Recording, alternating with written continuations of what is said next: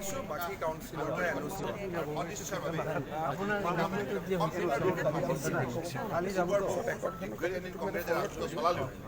কংগ্ৰেছে কোনোদিনেই অসমত স্থায়ী শান্তিৰ বাবে এনেধৰণৰ ঐতিহাসিক পদক্ষেপ গ্ৰহণ কৰা নাছিল। কিন্তু মাননীয় প্ৰধানমন্ত্ৰী নৰেন্দ্ৰ মোদী ডাঙৰীয়াই মাননীয় মুখ্যমন্ত্ৰী অমিত শ্বাহ ডাঙৰীয়াই আন্তৰিকতাৰে নিষ্ঠাৰে এই কাম কৰাৰ বাবে আজি এই কাম সম্ভৱ হৈছে। একোৱে গুৰুত্বপূৰ্ণ মানুহ আজি যেতিয়া অসমখন আগভাগ হৈ যাব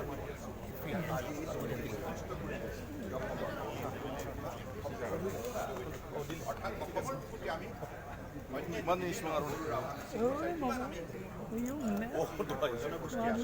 সম্প্ৰদায় লোকে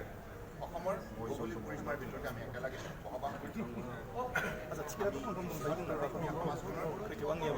বাবে আমি দৃঢ়তাৰে কাম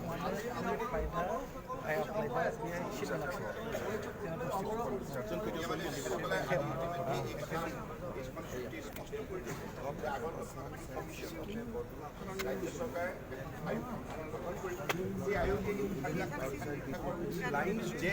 আদাৰ এই যিটো বিটিএডি এলেকাত যিটো কণ্টিগুৱাছ যিখিনি আমাৰ ট্ৰাইবেল পপুলেশ্যন আছে সেই বিষয়টো সংযোজনৰ সন্দৰ্ভত বা বিটিএডি এলেকাৰ বাহিৰত যিবিলাক নন ট্ৰাইবেল কণ্টিগুৱাছ আছে মানে প্ৰাইম মিনিষ্টাৰে বিচাৰিছিল যে মই অট'নমাছ ৱৰ্ডটো ভাল নাপাওঁ, মই ৱেলফেয়াৰটো ভাল আৰু এক্সক্লুশ্যনৰ সন্দৰ্ভত যে অট'নমাছ ডাজেণ্ট মিন ৱেলফেয়াৰ, যে আল্টিমেটলি আমি যি কৰোঁ তো ৱেলফেয়াৰ এইটো মানে প্ৰধানমন্ত্ৰীক সন্মান জনাই ৱৰ্ডটো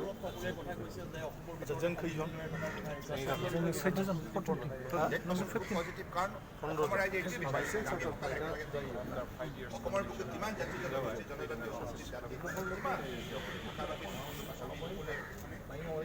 ৰাজ্যতে বসবাস কৰিব লাগিব আৰু এই কথাটো আজি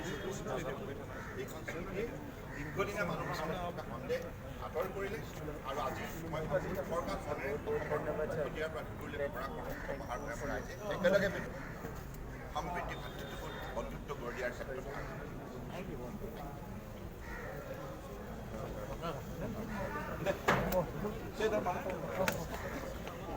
दे होमबा जाबाय दे बिदिनो लोगो मोनलायबाय थाथोंसै दिनै ओमफ्राय आरो ज' ज' आरो माथो